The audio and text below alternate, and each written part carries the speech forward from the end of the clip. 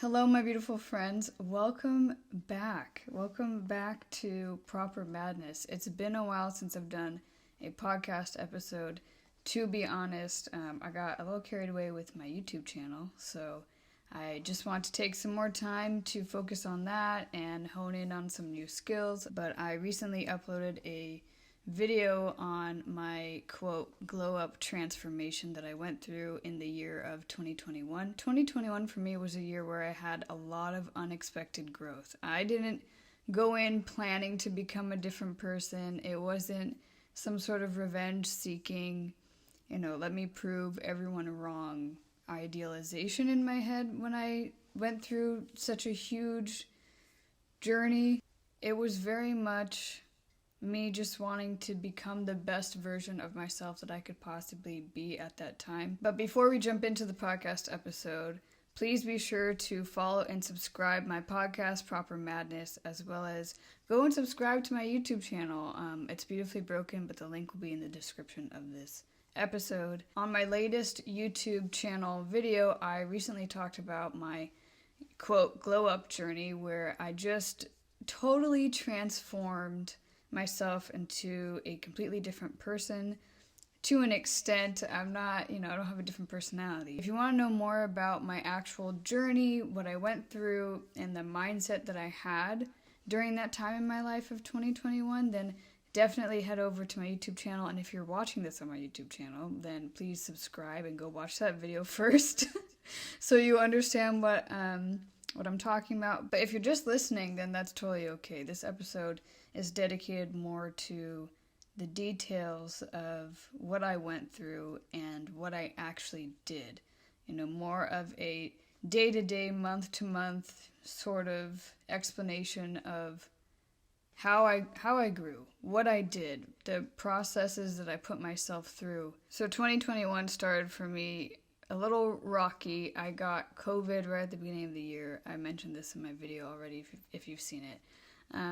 And when that happened, I think mentally I was just sort of really bummed because when the new year starts, you're kind of motivated to want to better yourself in some way and change your life. I had two different thought processes. The first one was, cool, I get to work from home and, go at my own pace and get back into a routine that I never really had the previous year because I was in a pretty toxic relationship. So the lazy part of me was excited because I went, I can work from home and then have my TV on in the background and do whatever I want to do. And then the other part of me was like, well, okay, we know how this goes, right? When we kind of fall back into old behaviors and patterns that we're used to doing, we have this little internal gut feeling of that's probably not the right thing to do. I probably shouldn't be sitting on my butt watching TV while I'm working. I'm not going to be productive. I'm going to be trapped inside the house all day for like 10 days. The least that I could do was just go for a walk around my block and do something. But I also had this self-defeating mentality of, well, now I won't be able to work out and, get into really good shape, because that was something that I had really been planning for 2021. I wanted to reach my peak physique. I thought, okay, I'm going to hit the ground running. I'm going to do all these things. I had a whole list of goals, but those goals didn't have any actions behind them. They were just a list of, this would be nice if this happened for me. I'm big into manifesting and the law of attraction to an extent, but there's a really good mental health coach out there called Mastin Kipp, and he talks about how trauma and what we attract and what we're manifesting do tend to go hand in hand. So if we have a lot of unresolved trauma that we haven't gotten to the bottom of or healed from, then what we're attracting and what we want to attract isn't going to come to us until we've healed from those things, because a part of us in our brain thinks we don't deserve it, or it's scared of what we want, or there are some self-sabotaging behaviors that you need to work through in order to sort of attract this flow of abundance in your life. And if you're not into manifesting, you don't believe it, you gotta do some research because it's a real thing. What we think and believe is what we perceive, and our reality directly reflects that, to be honest. How we act, how we carry ourselves, what we're thinking. Our brain doesn't really understand the difference between what we visualize and manifest and what's happening in front of us in our life. So when I was really, really young, my dad would take us to, I did martial arts growing up, and I'm very thankful that he put me through that. I hated him at the time because it was just so much. But every time after every lesson, in the car on the way back home, he'd go, okay, now I want you to visualize exactly what you learned in a real life scenario so that you don't forget it. And me and my sister would roll our eyes and like, no, we don't want to do that. Why would we want to? That's a waste of time. So sometimes we take a nap, but then he'd ask us questions afterwards. Say I just closed my eyes and I wasn't visualizing anything. He'd ask me questions and go, so, what was the scenario in your head? What did you imagine? So, thanks to my amazing father, he got us into that mindset at a very young age, but I never took it seriously and really appreciated it until I got older. And when I got older, I got into something called hypnotherapy. And in that is when I would dive deep into my subconscious with a licensed hypnotherapist for a while. And she would guide me into parts of my mind where I was feeling some sort of block. And I would tell her, I want to be really successful at YouTube and I want to be really successful and help other people, but I'm scared to put myself out there because I've hurt a lot of people in my life. And my worst fear is all these people suddenly coming after me and telling me I'm a terrible person, that I don't deserve to be helping other people. That sounds really far-fetched. It's very detailed. But that was a large fear of mine. And she helped me dive into my subconscious and face what it was in my childhood that might be me having that initial fear in the first place. And to be honest, that's a key component in healing from any trauma at all in our life so that we can grow and shift our lives and ourselves.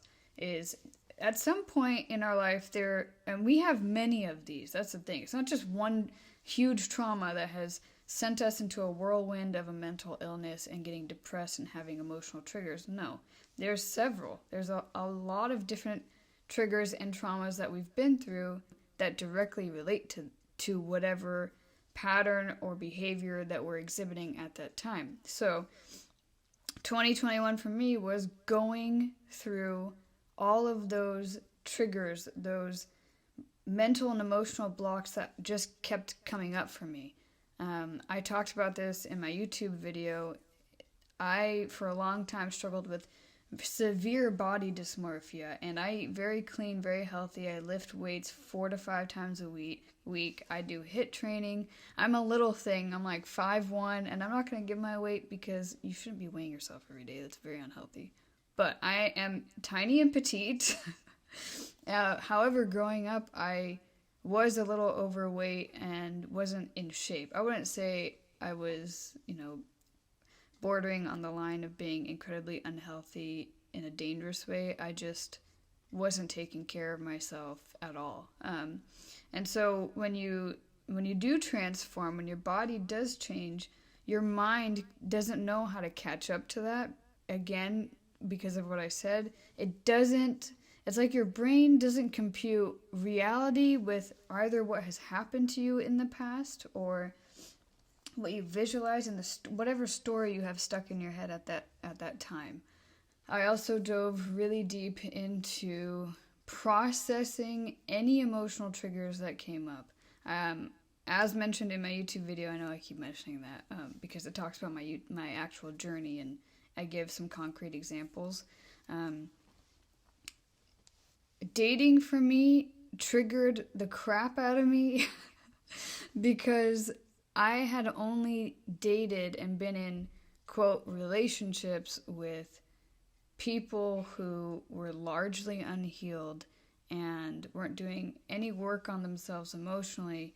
So unfortunately, I got the repercussions of that. And with anyone, if you're not constantly healing and growing and working on yourself while you're dating, while you're with another person, then yeah, some of your not so great attributes and traits are going to come out. And that happened with me with these people too. It goes both ways. I take full accountability for some of my absolute crazy psycho behavior because, we're all accountable for our own stuff, but just because you've been through trauma in your life, it's not an excuse then to continue to act and behave poorly. And last year, I recognized so many traits in myself where I wouldn't like the way I was reacting. So an example would be, I dated someone in March of last year, pretty casual. It wasn't anything serious. However, he had been going to therapy, was, working on himself, and his communication skills were great. I always felt very comfortable with him up until we had an incident where, someone from his past came back, and oh my God, I was severely triggered. Why? And I knew why I was triggered. I just didn't like how I was reacting. My anxious attachment type, which if you don't know what that is, there's a book called Attached. I don't know the author's name, but if you've heard of attachment types, please go look up anxious, avoidant, secure, and disorganized attachment types, and I'll do a video and a podcast on that. But my anxious attachment type, holy moly, just was off the charts because I wasn't getting any emotional reassurance. I felt emotionally abandoned. I didn't feel good enough. I felt very insecure. And then after that, the way I was behaving was from those wounds. It wasn't normal Sabby, my core personality, who I really truly am. I was acting out of this little kid who had felt emotionally invalidated and abandoned for most of her life. So it was very much my inner child that was coming up to the surface, yelling and screaming, going, "Hello? I don't feel great right now. I don't like this." I would say that that's a prime example of what every emotional trigger was like for me last year. After that, I would process my emotions. So for me, it would be asking myself questions of, okay, why am I doing this? Where is this coming from? The question, where is this coming from, is one of the best questions you can ask yourself when you're feeling triggered emotionally in some way, shape, or form. Because 9 times out of 10, when you're reacting to something as opposed to responding, if you have emotional reactivity, issues, it's probably because you're responding out of a place of an old wound that's unhealed. So asking where it's coming from then allows you to dive deeper with curiosity and compassion as opposed to judging yourself. I at first would judge myself and get really down on myself and go, why am I acting this way? Why am I being this person? I don't like myself. That's the wrong approach to take with your emotional health. There's not anything wrong with how you're feeling. You're feeling how you're feeling. So accept it and then get curious. If I found where it came from, I would then go, okay, I know the next step here. I gotta talk to whatever inner child experienced whatever trauma that was and address it with her. Or there's someone in my life that I have some unresolved emotional trauma with, and I need to speak to them. Not physically speak to them. Sometimes you can. If you have this space emotionally and it's safe and it's reciprocated and, it's not anything that's going to endanger you or trigger you so badly that, it sends you into a really not so great place. So by that, I mean diving into my subconscious and meditating and visualizing that person in front of me and either saying out loud or in my head everything I've wanted to say to that person. For me personally, saying it out loud helps because you can hear yourself processing what's going on and saying and just getting it out. You don't want to keep it stuck inside. That's the worst thing you could do. So that's how I would process those things. And afterwards, it's not like I was done and went, okay, I'm healed. Everything's cool. Time to move on with my life. No. After that, it was checking myself mentally and emotionally. If I noticed that a certain behavioral pattern was coming up again, I'd stop and go, okay, Sabby, whoa. We know where this is coming from. We know why we're reacting this way. Let's pause for a second and process that before we respond and react in whatever situation we might be in at this time. My anxiety last year was at its all-time high. I was constantly paranoid and very hyper-vigilant. I think it's just simply because it was the longest time I was single and I didn't have anyone distracting me and taking me away from healing. I think a lot of the times when you've heard of a lot of people who jump from relationship to relationship, it's because they're avoiding healing and doing the work on themselves. Now, you don't have to be fully healed to be in a relationship. That's a huge myth.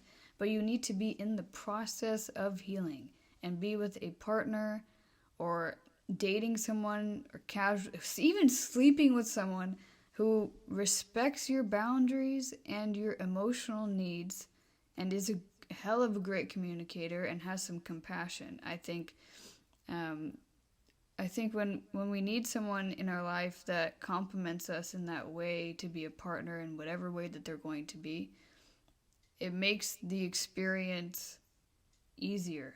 So after continuously just checking myself, anytime any uncomfortable emotions came up for me, I would allow myself to physically take an action that would counteract whatever negative emotion or feeling that I was having. So an example, going back to that guy again, and that dating experience. Afterwards, emotionally, I went, okay, maybe I'm not ready to really date if this is what's coming up. So instead, I fully just dated myself. I took myself out on dates. If I wanted to go do something like go to the beach and read by myself, I just go do it. If I wanted to go to dinner and get dressed up, I would do it. It was weird and scary.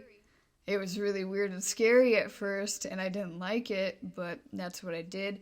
Valentine's Day, actually, of last year, I took myself out on a date. I got dressed up, wore what I wanted to wear, got a table for one, and just sat there by myself and had a wonderful dinner. I was shit scared at first, let me tell you. I was really concerned with what people would think. I'm like, oh my God, people are looking at me. What are they going to think? But actually, what ended up happening is I had a couple interesting responses. First couple people were like, oh, are you waiting for someone? I went, no. And they went, oh, you're just here by yourself? I'm like, yeah, taking myself out on Valentine's Day, because why not? And then it kind of opens up this really cool conversation with other people. I actually had conversations with some of the staff at the restaurant that I went to, and that was the best, because I had gone there for myself and in turn ended up enjoying the company of other people. Did I do that again? No.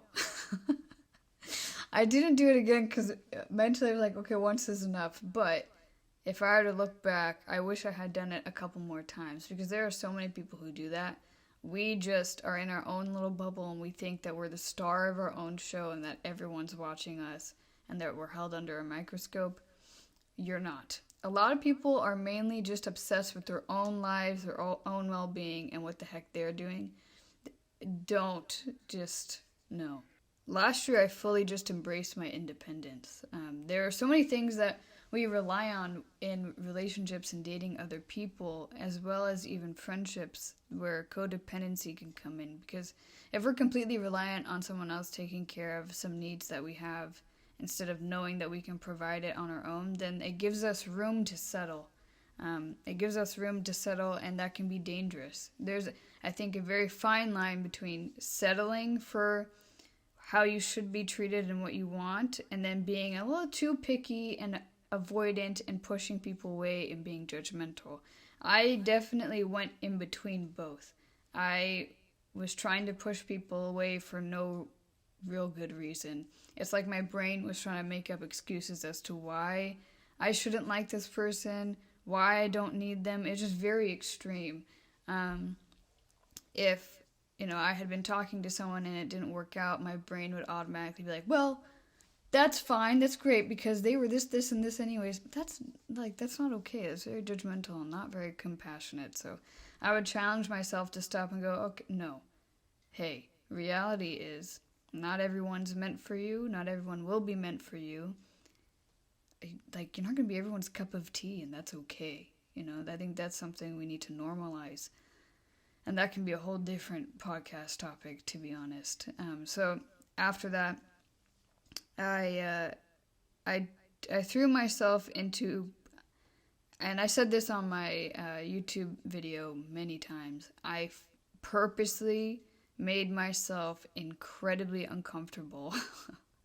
I put myself in very uncomfortable situations again and again and again. Example, if I'm feeling incredibly introverted and I don't feel like interacting with other people, I'd ask myself 2 questions. I go, okay, am I feeling introverted and not wanting to talk to people because I'm burnt out and I need alone time? Or is it because I'm scared of being out in public for some reason because I don't feel good about myself? If it was the second, then I would mentally go, Sabby, no. All right, you're not going to Amazon Prime groceries to the house because you're scared of leaving. We're going to get in our car and go to the grocery store because it's 5 minutes away, and that's no excuse. So just get in your car and go interact with other people. And actually, afterwards, I felt better. So I did small things like that at first, and then started getting bigger and bigger and bigger. Say I found someone really attractive and they were walking around. I was like, I really want to get to know that person. I'd push myself to go and make the first move and just be like, hey, hey, hi. I wouldn't do anything weird. Okay, let's settle down. But I would push myself to just go and say hi to that person and just see what happens, That is how my glow up happened. And physically, I changed dramatically, I think. If I look at a picture of myself from January 2021, and I look at how I look at myself now, the energy I give off is very different. I never used to smile in pictures.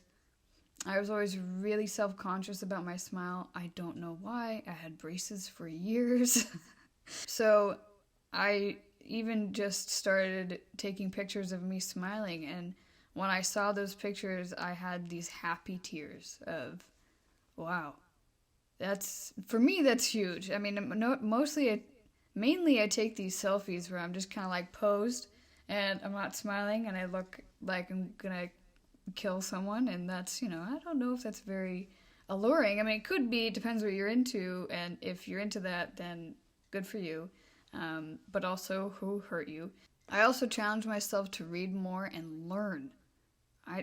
A lot of the times, for some reason, and I don't know if this is just me or other people, I would be scared to learn something new and ask people questions and try to improve because I felt like it threatened the intellectual capacity that I thought I already had.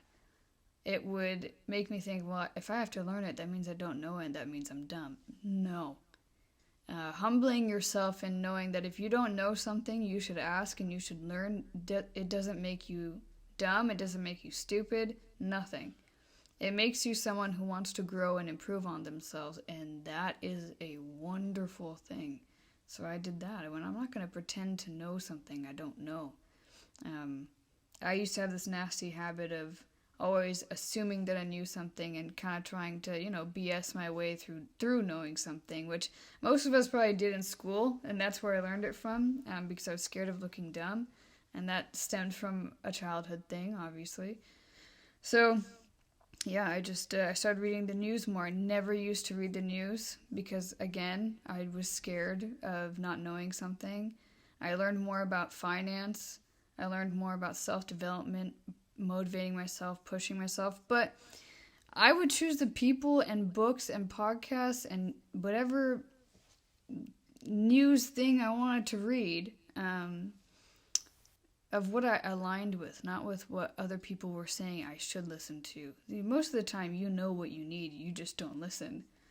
We kind of tend to ignore that instinct for some reason, and that's another thing I did. If my instincts and my intuition was telling me, hey, we need this, we want to do this, this is what aligns with us, my conscious mind would shift to, well, that's not what everyone else is doing, so why would I do that?